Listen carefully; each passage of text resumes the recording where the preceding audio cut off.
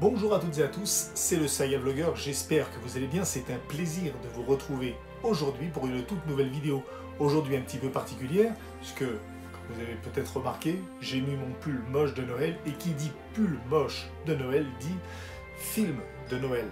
À une semaine des fêtes de fin d'année, j'avais envie de vous livrer mon top 5 des films que je regarde pendant Noël, alors c'est pas forcément que des films de Noël, mais voilà, c'est des films que j'aime regarder à cette période-là, je ne sais pas pourquoi. Bon, certains sont de circonstances, d'autres nettement moins, mais certainement parce que c'est des films que j'ai découverts peut-être à cette époque-là, où, vous savez, il y a des films comme ça quand on est plus jeune, et puis que c'est les vacances de Noël, voilà, on aime bien regarder ces films-là en famille, donc vous allez voir, bref, on va passer un petit moment, je vais vous parler de ces films-là.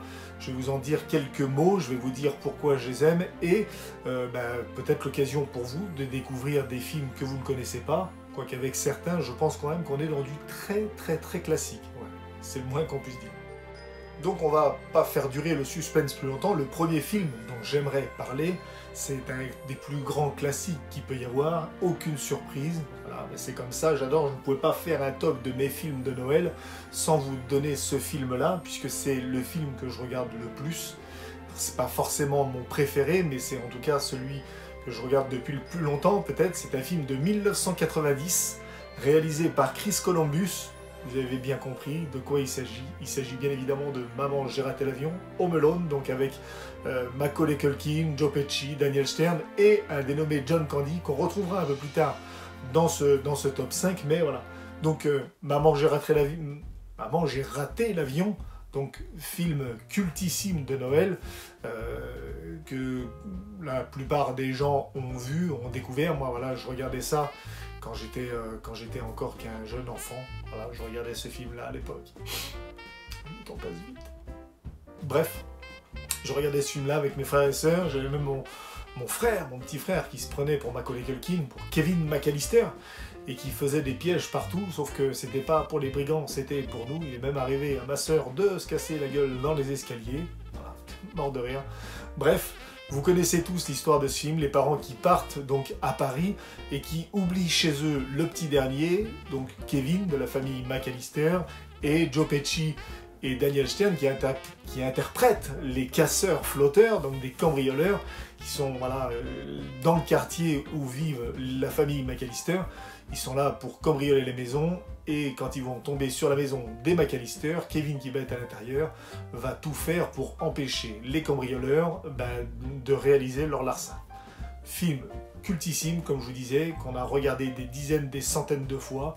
On était morts de rire avec mes frères et sœurs quand on regardait ça. Puis aujourd'hui encore, je regarde ça avec mes enfants, et puis je suis toujours autant mort de rire. Et j'adore ce film parce que voilà, je suis un grand nostalgique et ça me rappelle énormément de bons souvenirs. Puis c'est la période de Noël, donc j'adore. Moi, c'est tout ce que j'aime. Le deuxième film de Stop, c'est un film qui est un peu plus récent, qui date de 2000. Il s'agit du Grinch, donc le Grinch réalisé par Ron Howard avec Jim Carrey, avec un Jim Carrey voilà, au top de sa forme, avec un Jim Carrey au top de son art. Voilà, le Grinch n'a jamais été aussi drôle et pathétique, parce qu'il est pathétiquement drôle en réalité, ce Grinch.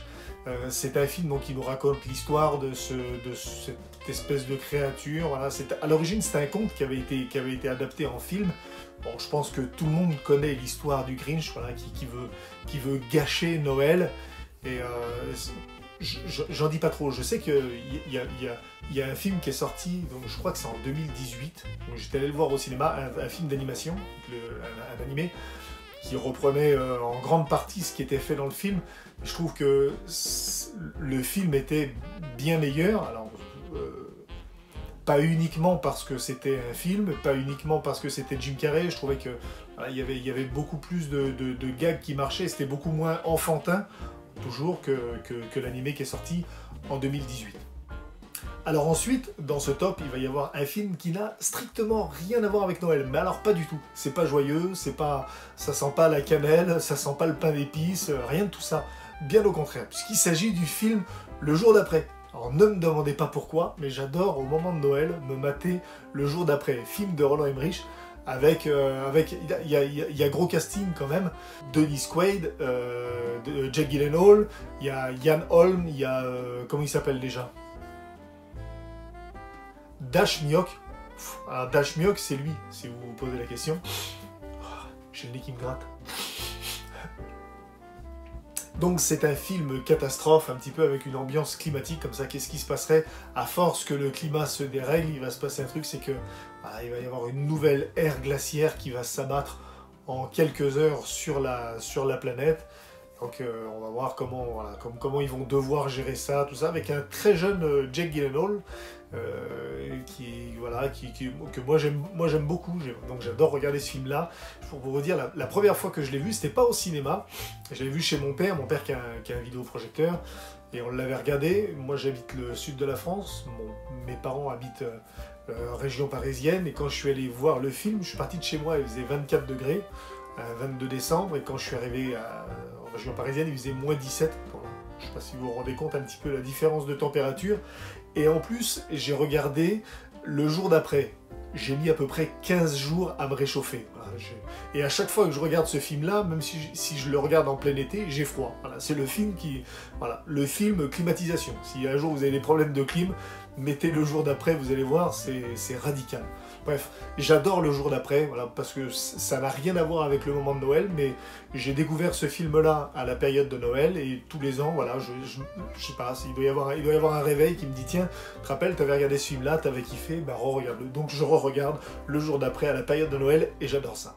Le quatrième film de Stop, voilà, alors c'est pas un classement à proprement parler, hein, ils sont pas classés par ordre de préférence, mais le quatrième film dont j'aimerais vous parler, c'est pas un film de Noël non plus, mais c'est un film pareil que j'ai découvert au moment de Noël, un film que je regardais pendant les vacances de Noël, pareil, c'est un film qui date des années 90, qui date de 93, voilà, qui a été réalisé, celui-ci, par Jon Turteltaub. Vous connaissez tous Jon Turteltaub pour ça.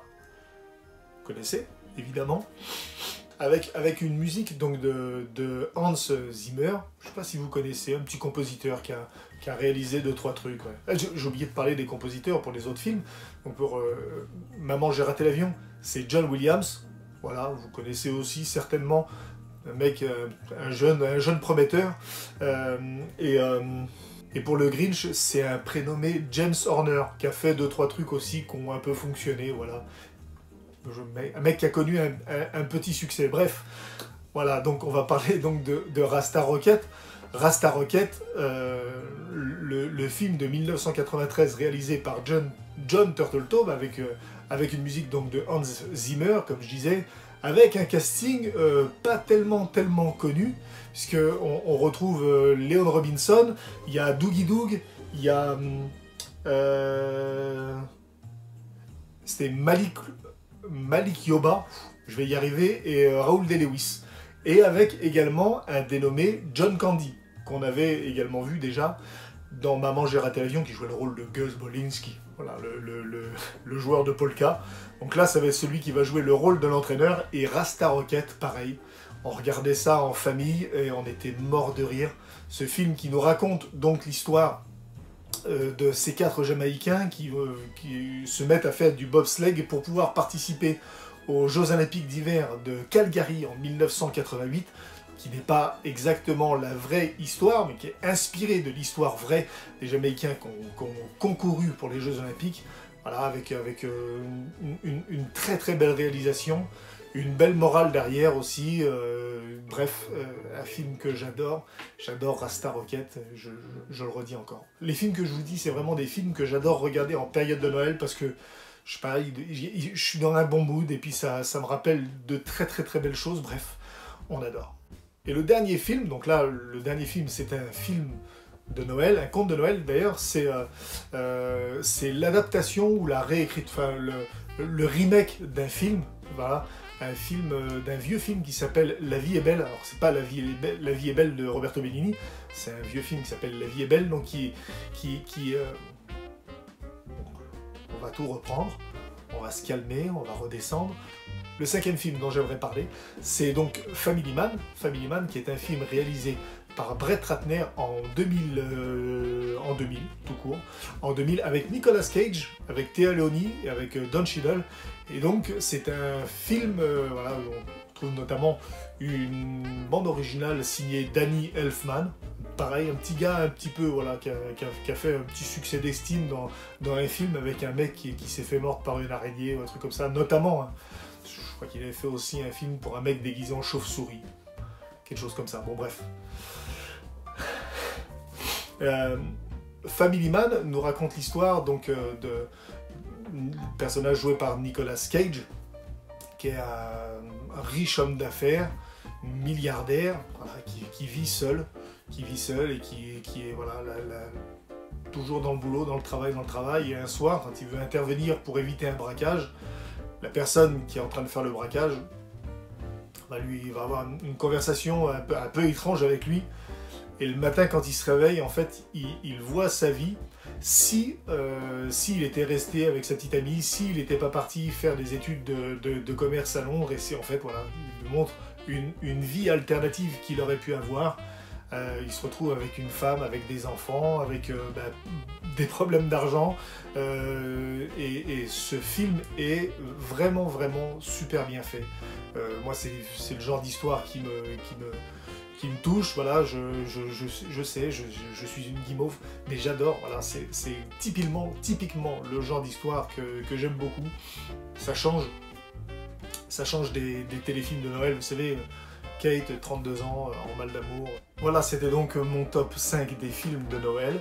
J'espère que ça vous aura permis peut-être de découvrir des films, voilà. Donc si vous ne les avez pas vus, je vous invite à les voir. Pour la plupart, ils sont disponibles en DVD, peut-être sur les plateformes, je ne sais même pas, je vais même pas regarder. Bref, c'était mon top 5 des films de Noël. Je vous souhaite de passer de très très bonnes fêtes de fin d'année. On va se revoir très rapidement. C'était le Serial Vlogger.